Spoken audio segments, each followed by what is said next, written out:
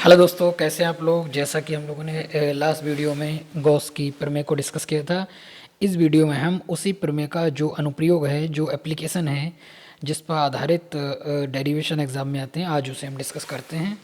ये है आपके इम्पोर्टेंट क्वेश्चन की लिस्ट और ये क्वेश्चन है। हम लोगों ने जो फर्स्ट वीडियो में ये डेरिवेशन डिस्कस किया था एंड सेकंड वीडियो में हमने गॉस की प्रमेय को डिस्कस किया था, उसको प्रूफ किया था, आप देख सकते हैं। और ये जो थर्ड वीडियो हमारी जो है, इसमें हम गॉस के नियम की सहायता से अनंत लंबाई के एक समान आवेशित सीधे तार के कारण किसी बिंदु पर वैद्युत क्षेत्र की तीव्रता का व्यंजक प्राप्त करें, जो कि एग्जाम के पॉइंट ऑफ व्यू से बहुत इंपॉर्टेंट है।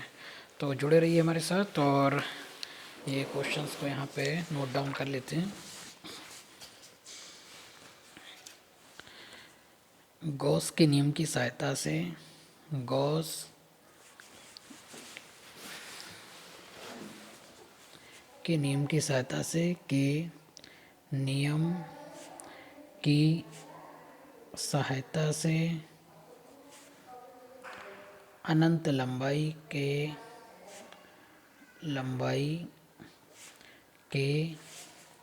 रेखीय तार के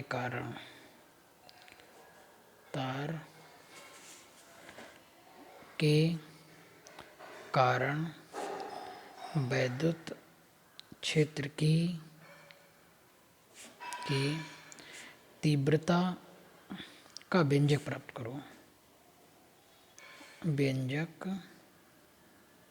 प्राप्त करो। ठीक, इस डेरिवेशन के लिए पहले दो चार चीज़ें हमें पता होना चाहिए। जैसे पहला गॉस की समीकरण,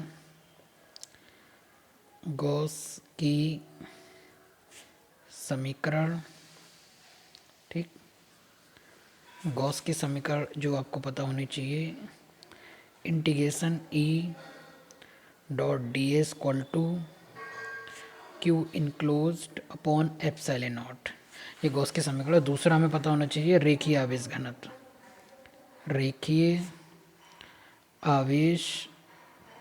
घनत्व, ठीक, उसको लैम्डा से रिप्रेजेंट करते हैं, वो होता है क्यू अपॉन एल। एकांक लंबाई पर जो आवेश की मात्रा होती है उसे बोलते हैं रेखीय आवेश घनत्व, ठीक है। तो ये पता होना चाहिए। और ये टर्म इसलिए इंट्रोड्यूस हुआ है जब हमें कोई ऐसे तार पर चार्ज निकालना हो, आवेश निकालना हो जिसकी लंबाई के बारे में ना पता हो, तब एकांक लंबाई का अगर हमें पता होता है तो जितनी लंबाई की चाहिए उससे मल्टीप्लाई कर देंगे। तो जैसे ये किसकी बात हो रही है, ये कोई तार है, इस पर आवेश है, इसको पॉजिटिव ले लेते हैं, ठीक। ये लॉन्ग वायर है तो इसको ऊपर नीचे से इनलार्ज कर दें, ठीक है। उसके बाद ये कोई पॉइंट है, यहाँ पर हमें यहाँ पर वैद्युत क्षेत्र फाइंड करना, जो कि इससे आर डिस्टेंस पर है। किसी भी पॉइंट पर अगर हमें वैद्युत क्षेत्र निकालना है बाय यूजिंग गॉस के नियम से अगर हमें फाइंड करना, तो इस पॉइंट से पास होने वाले हमें एक गॉसियन पृष्ठ को इमेजिन करना होगा, जैसे इस वाले पॉइंट से। और गॉसियन पृष्ठ हमेशा ध्यान रखना है कि चार्ज का जैसा डिस्ट्रीब्यूशन हुआ, जैसा बंटवारा हुआ है इस पर, उसी के समरूप होगा। तो अगर आप इसे जूम करोगे तो आपको एक गॉसियन ऐसा पृष्ठ मिलेगा जैसे वो जो बेलनाकार है, तो इसका गॉसियन पृष्ठ भी बेलनाकार होगा, ठीक है, जो कि यहाँ से पास होना चाहिए, यहाँ पर वो पी पॉइंट है, ठीक। ये है आपका बेलनाकार गॉसियन पृष्ठ, ठीक है। अब जैसे यहाँ पर हमें वैद्युत क्षेत्र अगर फाइंड करना है तो यहाँ पर ले लेते हैं एक एलिमेंट्री एरिया ले लेते हैं, छोटा सा अल्पांश। इस पॉजिटिव की वजह से यहाँ पर वैद्युत क्षेत्र है ई, ठीक। और यहाँ पर इसका क्षेत्रफल सदिश, वो भी सरफेस के परपेंडिकुलर होता है, लंबवत, ठीक।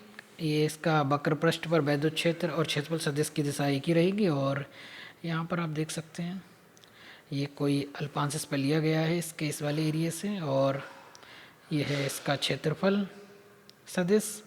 और वैद्युत क्षेत्र जो होगा धनावेश से दूर की तरफ, ठीक है। तो यहाँ आप क्षेत्रफल सदिश और वैद्युत क्षेत्र के बीच कोण 90 डिग्री है। अब इस पे आ जाइए, सेम हेयर, यहाँ पर आपका ये क्षेत्रफल सदिश आ जाएगा और ये वैद्युत क्षेत्र इस दिशा में आ गया, ठीक। अब इन दोनों के बीच का कोण आप देख पा रहे हैं 90 डिग्री है, ठीक है। अब हमें क्या करना, गॉस की समीकरण। तो आप गॉसियन पृष्ठ पर गॉसियन पृष्ठ पर गॉस के नियम लगाने पर, गॉस की समीकरण लगाने पर, इसकी जो ये ज्योमेट्रिकल डेफिनेशन यहाँ पर आप जो भी लिखना हो आप लोग लिख सकते हैं, बट हम यहाँ पर जो कंटेंट है वो लिख रहे हैं। समीकरण लगाने पर हम जानते हैं, ठीक, गॉस के समीकरण हमारे पास क्या है, E dot D equal to Q enclosed upon epsilon naught. ठीक है, ये पूरे पृष्ठ के लिए है, इस पूरे गॉसियन पृष्ठ के लिए। गॉसियन पृष्ठ के 3 भाग हैं, एक है इसका वृत्ताकार भाग, दूसरा नीचे वाला वृत्ताकार भाग और एक वक्र पृष्ठ। तो यहाँ पर हमें इसे क्या करना है, 3 पार्ट में देखना है ये पूरे इंटीग्रेशन वाले पोर्शन को। पहला आपको मान लीजिए ये है, दूसरा ये है एंड थर्ड वन इज़ ये वक्र पृष्ठ। ये पहला, और ये है आपका वैद्युत क्षेत्र और क्षेत्रफल सदिश के लिए, और दूसरा आपका ऊपर वाले वृत्ताकार भाग के लिए, ठीक, तीसरा आपका वक्र पृष्ठ के लिए, ठीक। और क्यू इनक्लोज, इनक्लोज पर आप ये देखिए इस गॉसियन पृष्ठ के अंदर कितना आवेश है। तो आप पहले तो ये बताओ कि कितना तार है जो उस गॉसियन पृष्ठ के अंदर है। तार की जो लेंथ है जो इसके अंदर वो है L। अगर एकांक लंबाई पर आवेश की मात्रा अगर लैम्डा है, एकांक लंबाई पर आवेश की मात्रा अगर लैम्डा है, तो जब आपको एकांक लंबाई का मालूम है तो जितनी लंबाई का चाहिए उससे मल्टीप्लाई कर दीजिए, टोटल चार्ज मिल जाएगा इसके अंदर कितना है, एप्सिलॉन नॉट। जैसे अगर आपको ये पता लग जाए 1 मीटर का वजन 5 kg है, कोई रॉड है, आपको निकालना 10 मीटर की, तो आप क्या कहोगे 50 kg, आप मल्टीप्लाई कर दोगे ना एकांक लंबाई को, तो 50 kg। ठीक है, अगर 1 मीटर का वजन पता हो, जितने मीटर का पूछना उससे मल्टीप्लाई कर देते हैं। ऐसे ही एकांक पर आवेश हमें पता था लैम्डा है, जितनी लंबाई का चाहिए उससे मल्टीप्लाई कर दिया। अब क्या करते हैं, डॉट प्रोडक्ट को ओपन करते हैं। आप देखो यहाँ पर पहले प्रश्न में वैद्युत क्षेत्र और क्षेत्रफल सदिश के बीच का कोण 90, ऊपर भी 90 और यहाँ पर कितना है 0। यहाँ पर जो थीटा है आपका 0 है जब आप वैद्युत क्षेत्र और क्षेत्रफल सदिश के बीच। यहाँ पर जब आप ओपन करते हैं इसे ई डी, अगर आप जब भी डॉट प्रोडक्ट ओपन करते हैं कॉस थीटा आता है, और यहाँ पर आप पहला वाला ओपन कर रहे हैं तो 90 डिग्री का कोण है। फिर आप दूसरा वाला देखते हैं डी ए कॉस, इसके लिए भी 90 डिग्री।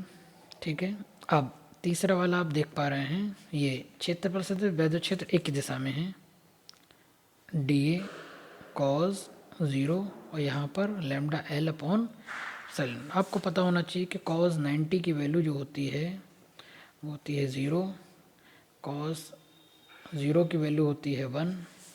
तो यहाँ पर इस 90 की वजह से ये 0 और इस 90 की वजह से ये 0, और यहाँ पर ई डी ए कॉस 0 की वैल्यू 1, यहाँ lambda L upon epsilon not.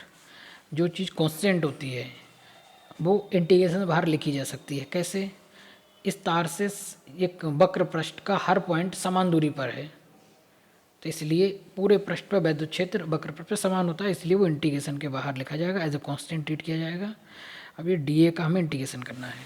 अब ये होता है वक्र पृष्ठ की जब आपने शुरुआत की हो तो 0 क्षेत्रफल था, और पूरा वक्र पृष्ठ कितना होता है, बेलन का वक्र पृष्ठ 2 पाई r और इसकी लेंथ। यहाँ पे याद रखना आपको बेलन का वक्र पृष्ठ का वक्र पृष्ठ जो होता है आपका 2 पाई r और l।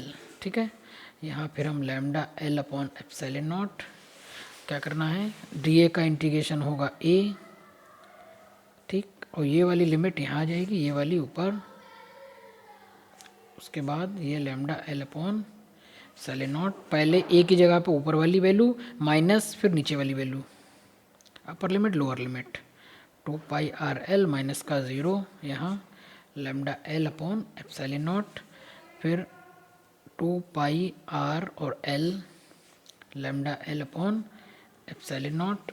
यहाँ L से L कैंसिल हो जाएगा, यहाँ आपको मिला 1 अपॉन 2 पाई एप्सिलॉन नॉट को इसके बराबर में लिख देंगे और यहाँ पर लैम्डा डिवाइड बाई आर। ठीक, तो ये आपको डेरिवेशन मिल गया। इसको आप ऐसे भी लिख सकते हो, अगर आप चाहते हैं कि ये 1/4 पाई हो जाए, जिसकी वैल्यू पता होती है, तो 2 से यहाँ मल्टीप्लाई कर दो। ठीक है, ये आपका डेरिवेशन हो गया। और ये गॉस के नियम पर आधारित है। गॉस के नियम की सहायता से हमने फाइंड किया है। जब एग्ज़ाम में आता है गॉस के लॉ से फाइंड करिए, तभी आपको लिखना है। ठीक है, ये लॉन्ग क्वेश्चन भी हो सकता है, शॉर्ट भी हो सकता है। और जुड़े रहिए हमारे साथ इसी तरीके की वीडियो के लिए। और आगे जो भी आपको वीडियोस चाहिए आप इसको कमेंट सेक्शन में लिख सकते हैं। और इस चैनल को शेयर करें, सब्सक्राइब करें और अपने फ्रेंड्स को इसको शेयर करते रहें। बाकी मिलते हैं हम लोग नेक्स्ट वीडियो के लिए, तब तक के लिए अपना ख्याल रखिए। बाय।